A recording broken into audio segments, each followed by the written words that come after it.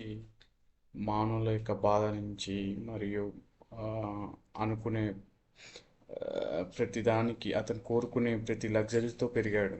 So అతనికి 29 సంవత్సరాల ఆశయం తర్వాత 29 సంవత్సరాల వరకు విలాసవంతమైన జీవితం గడిపాడు.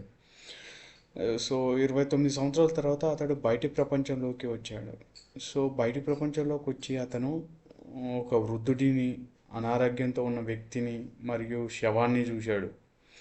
అన్ని జీవుల వృద్ధాప్యం, అనారోగ్యం మరియు మరణానికి గురవుతారని అతనికి రథసారథి అతనికి వివరించాడు.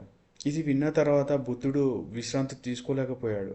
తిరిగి వస్తుండగా దారి వెంబడి తిరుగుతున్న ఒక సన్యాసిని చూశాడు.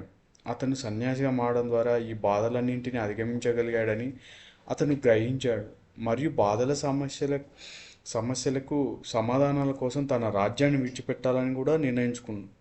సో అలా నిర్ణయించుకున్న తర్వాత బా బో సమస్యలకు సమాధానం కోసం బుద్ధుడు తన భార్యను విడిచిపెట్టి మౌనంగా వీడ్కోలు పలికాడు.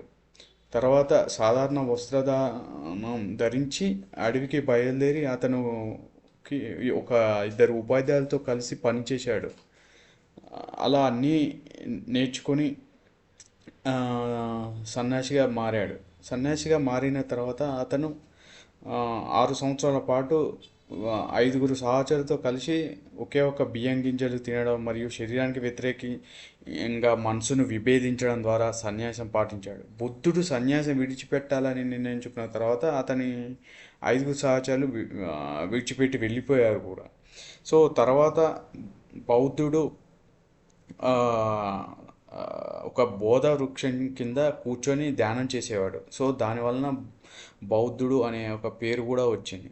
అతను ఇలా సన్యాసిగా మారి ఇలా మెడిటేషన్ ఇవి చేయడం వల్ల అతను పడుతున్న బాధల నుండి విముక్తి పొంది ఒక జ్ఞానోదయం పొందిన బుద్ధుడిగా మారాడు.